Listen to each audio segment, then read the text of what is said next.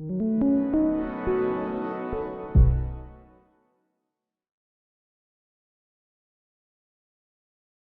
also want to look at the construct that we are spending over $3 trillion a year of the federal government to deal with the boy crisis. Every year, we have a budget of 20, and we're spending $3 trillion a year to deal with the fallout of that. As opposed to if we ran 50/50s, we ran maximum parental involvement, we would see most of that evaporate. Is that correct? That's about correct. And no one has an exact figure on this, but just to make sure that you understand that we're not exaggerating here. Just let me give you a few examples. You heard me say a little while ago that ISIS recruits are almost completely either boys with minimal or no father involvement, or among the girls with minimal or no father involvement. Think of the trillions or so dollars we spend with all the ramifications of defending ourselves against ISIS. And think of the loss of rights and freedoms that we have, and we justify to have all the security that we have at the airports and all the security that we're increasingly having at schools and all the security that we have around the country, just for paying for the multiple levels of security, to say nothing about the insecurities in our psyches about being attacked by ISIS.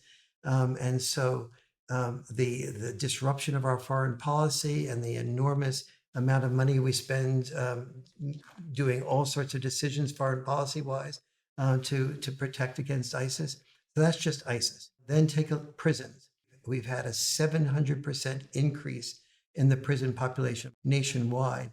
But in California, there's been 18 new prisons and versus one new university built in the last, I think it's 3 decades. And we all know the enormous amount of costs that it takes to house prisoners, to say nothing of, and when we measure that cost, we often talk about the cost of prisons.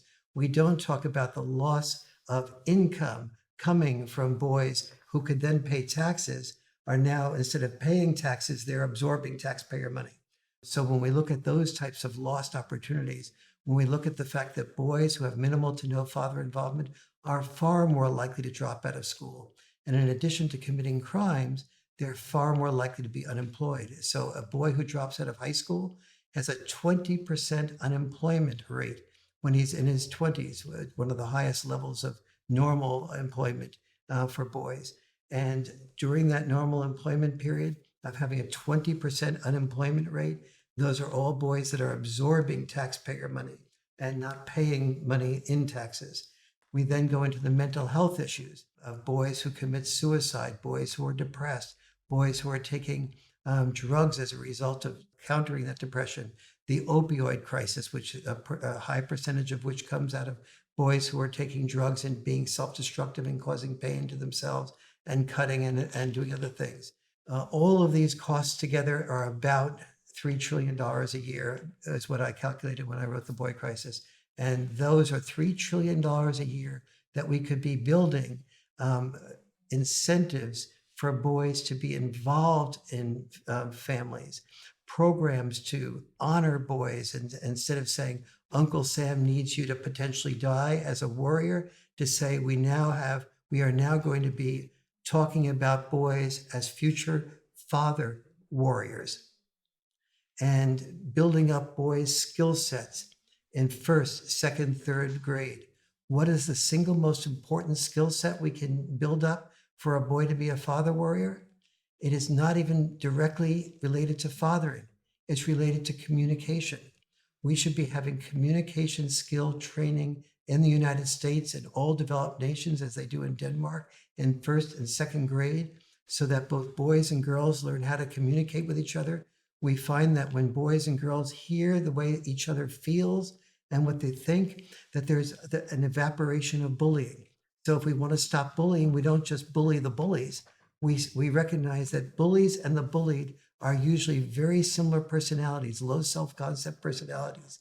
And people improve in their self-concept when they hear that they're being paid attention to and heard by other people in the classroom. So I want to be really clear.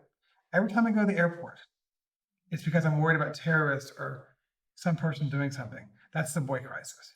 That's the boy crisis. That's usually lack of father involvement. So yes, you're going through this long line of, at the airport, think this is because I have not supported an increase in father involvement. Correct. So boom.